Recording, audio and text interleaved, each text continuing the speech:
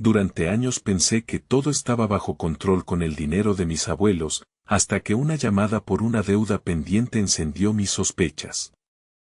Movido por la duda y el amor hacia ellos, investigué las cuentas y descubrí que mi tía Marisa les había estado robando miles de euros mes tras mes.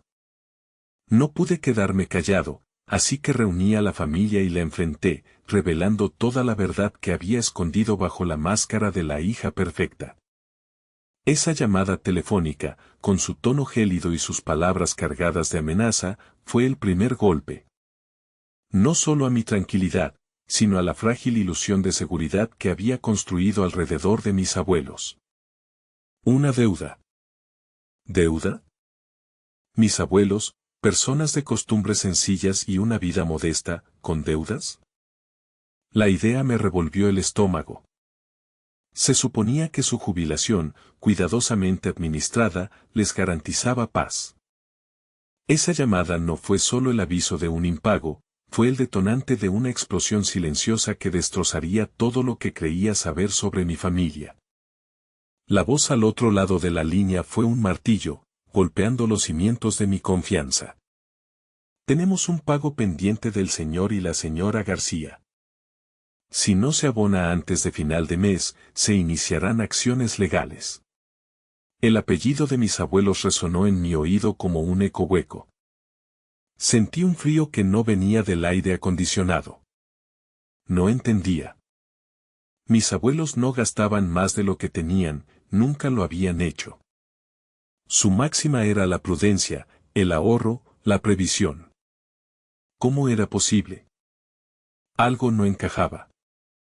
La incomodidad se convirtió en una punzada de ansiedad. No era solo la preocupación por el dinero, era la imagen de ellos, ancianos y vulnerables, siendo explotados. La idea de que alguien, pudiera estar aprovechándose de su bondad, me carcomía. La llamada terminó, pero su eco persistió. Mi mente comenzó a unir cabos sueltos, pequeñas anomalías que antes había descartado como simples coincidencias o despistes de la vejez. ¿Por qué el aire acondicionado de su casa nunca se había arreglado a pesar de que decían tener dinero para ello? ¿Por qué siempre había una excusa cuando se trataba de mejoras en su hogar o un pequeño capricho que querían permitirse?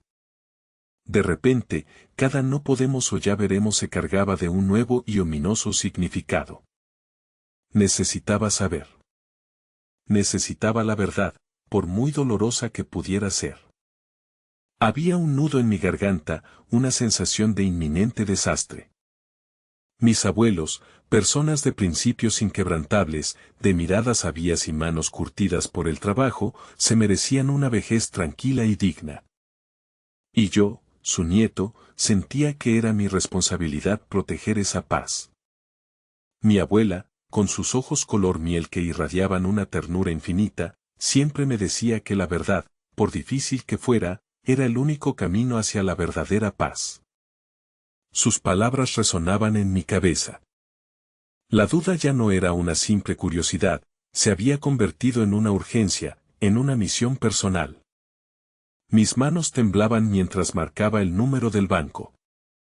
La conversación fue tensa, llena de rodeos y legalismos, pero finalmente, con mi autorización como su nieto y una historia convincente sobre una revisión rutinaria de sus finanzas, conseguí una cita para acceder a sus extractos bancarios. El aire de la sucursal era frío, aséptico, un contraste brutal con el torbellino de emociones que bullía en mi interior. Sentado frente a la ejecutiva del banco, mi corazón latía con fuerza. La carpeta con los extractos de los últimos años parecía pesar toneladas. Cada hoja, cada número, era un potencial detonante. Empecé a revisar, línea por línea, con una mezcla de pavor y determinación. Al principio, eran pequeñas sumas. Retiros esporádicos que podrían atribuirse a cualquier cosa. Pero luego, los patrones se hicieron más evidentes. Retiros en efectivo, transferencias recurrentes a una cuenta desconocida para mí. La frecuencia aumentó, la cantidad también. Los ojos se me nublaron. No podía ser. Pasé la página. La verdad me golpeó como un puñetazo en el estómago. Mes tras mes. Miles de euros. El nombre del beneficiario de las transferencias apareció en negrita: Marisa García, mi tía, su propia hija. Mi tía Marisa, la hija perfecta, la que siempre estaba pendiente, la que organizaba sus citas médicas, la que gestionaba sus pequeñas finanzas con una eficiencia aparente. La máscara se había resquebrajado, revelando un rostro irreconocible, frío y calculador. El dolor fue físico. No era solo el robo, era la traición. La idea de que la sangre de su sangre, alguien en quien habían depositado su fe y su amor incondicional, pudiera hacerles esto. Mis abuelos, que habían trabajado toda su vida para asegurar un pequeño patrimonio, despojados por su propia hija. La indignación me invadió, ahogando cualquier atisbo de razón.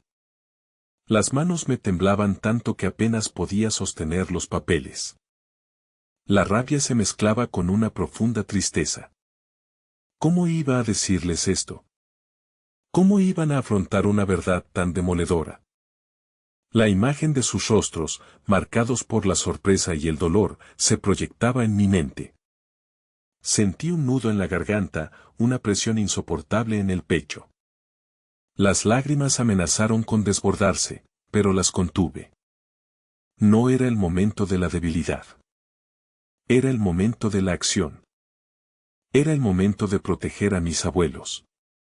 Salí del banco con los extractos apretados en la mano, como si fueran una bomba a punto de estallar. El mundo exterior parecía seguir su curso normal, indiferente a la catástrofe que acababa de descubrir. Cada paso que daba me acercaba a una confrontación inevitable, a la destrucción de la armonía familiar que, ahora lo sabía, era solo una fachada.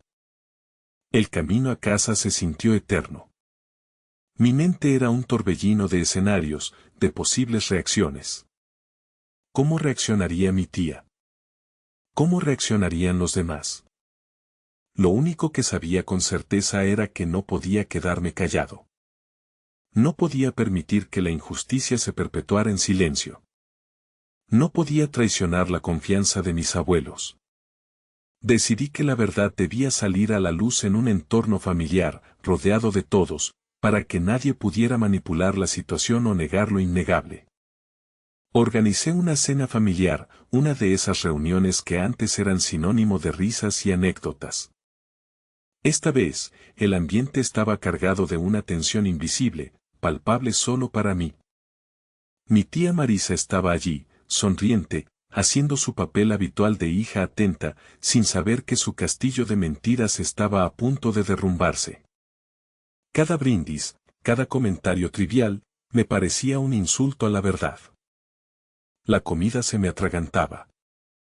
Los ojos de mis abuelos brillaban con una inocencia que me partía el alma. ¿Cómo habían podido ser tan ciegos? O quizás, en el fondo, sabían algo y habían optado por el silencio para proteger la paz familiar. Era una pregunta que me atormentaba. Cuando llegó el momento del café, el ambiente se relajó un poco. Y fue entonces cuando supe que era el momento. El aire se volvió denso. Miré a mis abuelos, luego a mi tía, y finalmente a todos los presentes. Mi voz, aunque temblorosa al principio, se fue fortaleciendo con cada palabra. Hay algo importante que necesito decirles a todos, algo que he descubierto y que no puede seguir oculto. Las miradas de sorpresa se posaron en mí. Mi tía Marisa me miró con una ceja levantada, una expresión de ligera irritación en su rostro. No sé de qué hablas, cariño, dijo con una sonrisa forzada. Saqué los extractos bancarios, los extendí sobre la mesa, cada hoja un testimonio mudo de la traición. Empecé a relatar los hechos, con una calma que no sentía, señalando los movimientos, las fechas, las cantidades. La sonrisa de Marisa se desvaneció. Su rostro se puso pálido, luego rojo. Sus ojos lanzaban dagas. Mis abuelos, al principio confusos, comenzaron a entender. Vi el dolor dibujarse en sus rostros, una mezcla de incredulidad y una tristeza profunda que me rompió el corazón. Las palabras de mi tía intentaron acallar la verdad: estás loco. Son inventos. Estás queriendo hacer daño a la familia. Pero las pruebas estaban allí, irrefutables. Las hojas de papel, con los fríos números, hablaban por sí solas. El silencio que siguió a mi revelación fue ensordecedor, roto solo por el llanto ahogado de mi abuela y el suspiro tembloroso de mi abuelo. Mi tía, acorralada, intentó una última vez la negación, pero su voz se quebró. La máscara había caído por completo. La familia se dividió en ese momento, las miradas de los demás oscilaban entre la incredulidad, la ira y la pena. Fue un quiebre, una herida abierta en el corazón de lo que una vez fue nuestro hogar. Los días y semanas que siguieron a esa confrontación fueron una pesadilla de emociones. La familia, o lo que quedaba de ella, estaba fracturada. Mi tía Marisa se aisló, negándose a reconocer el daño que había causado, defendiéndose con una narrativa de incomprensión y victimización. Mis abuelos, por su parte, estaban devastados. El dolor de la traición era más profundo que la pérdida del dinero. Era el dolor de haber sido engañados por su propia hija, por alguien en quien habían confiado ciegamente. Verlos sufrir así, con el peso de la tristeza en sus ojos, me destrozaba. Sentía la carga de haber sido el portador de tan cruel verdad. Me preguntaba si había hecho lo correcto, si la paz rota valía la pena a cambio de la verdad. Noches sin dormir, repasando cada palabra, cada reacción. La culpa me carcomía. ¿Y si el silencio hubiera sido la mejor opción? Pero luego, recordaba la llamada de la deuda, la vulnerabilidad de mis abuelos, y sabía que no. No había otra opción. El robo era una herida abierta que debía ser sanada, no ignorada. Había que drenar el veneno. A pesar del caos, una pequeña chispa comenzó a encenderse dentro de mí. Una determinación silenciosa. No podía cambiar el pasado, pero podía influir en el futuro. Podía ayudar a mis abuelos a sanar, a reconstruir su confianza y, de alguna manera, a encontrar una nueva normalidad. No fue fácil. Hubo momentos de profunda desesperación, donde la tristeza de mis abuelos parecía insuperable. Me sentía impotente, abrumado por la magnitud del daño. Pero cada vez que pensaba en renunciar, recordaba la promesa que les había hecho a mí mismo: protegerlos. Esa promesa se convirtió en mi ancla, mi motor. Decidí que, además de buscar justicia legal, debía enfocarme en la recuperación emocional de mis abuelos. Empecé a pasar más tiempo con ellos, a escuchar sus silencios, a recordarles el amor y la fuerza que siempre habían tenido. Les ayudé a organizar sus finanzas de nuevo, a poner todo en orden, a cerrar las heridas económicas. Poco a poco, con una lentitud exasperante, vi pequeños destellos de su antiguo ser. Una sonrisa fugaz, una carcajada genuina, el brillo en sus ojos cuando hablábamos de planes para el futuro, por pequeños que fueran. Era un proceso de reconstrucción, ladrillo a ladrillo. Les animé a hablar, a expresar su dolor, a no guardarse nada. Les recordé que no eran culpables de la avaricia de otro, que su bondad era una virtud, no una debilidad. Y, en ese proceso, yo también empecé a sanar. A entender que a veces, para proteger a quienes amamos, debemos ser valientes, incluso si eso significa desatar una tormenta. Los años pasaron, y la cicatriz de esa traición se hizo menos profunda. Mis abuelos, con el tiempo y el apoyo, encontraron una paz renovada.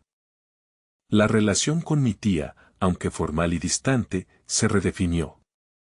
Hubo un momento, un día de Navidad varios años después, en el que mi abuelo me tomó de la mano, sus ojos llenos de una calidez que había extrañado tanto. «Hiciste lo correcto, hijo», me dijo. «Fue difícil, pero nos salvaste. Nos diste la oportunidad de volver a confiar». Esas palabras fueron mi verdadera recompensa. No se trataba de vengarme, ni de destruir a mi tía. Se trataba de proteger la dignidad y la paz de dos personas que lo eran todo para mí. Fue un viaje doloroso, sí, pero también un viaje de increíble crecimiento personal, de valentía y de amor incondicional. Aprendí que la verdad, por amarga que sea, es la única base sólida sobre la que se puede reconstruir. Aprendí que proteger a los que amas a veces implica tomar decisiones difíciles, incluso si te rompen el corazón en el proceso. Y sobre todo, aprendí el poder de la resiliencia humana, la capacidad de levantarse después de una caída, de encontrar la luz después de la oscuridad más profunda. La vida no está exenta de desafíos, de traiciones y de momentos de desesperación. Pero si alguna vez te encuentras en una situación donde la injusticia amenaza la paz de aquellos a quienes amas, recuerda esta historia. Recuerda que la valentía no es la ausencia de miedo, sino la decisión de actuar a pesar de él. Tu voz tiene poder. Tu determinación puede ser el faro que guía a otros fuera de la oscuridad. La verdad siempre encuentra su camino, y en ese camino, tú puedes ser el guardián de la esperanza. Tú también puedes ser la chispa de cambio, la fuerza que restaura la dignidad y la confianza. Nunca te calles. Nunca te rindas. Porque al final, la redención no solo llega para quienes son perdonados, sino para quienes tienen el valor de buscarla, de luchar por la justicia, y de reconstruir un futuro con amor y esperanza. Y esa es la verdadera victoria.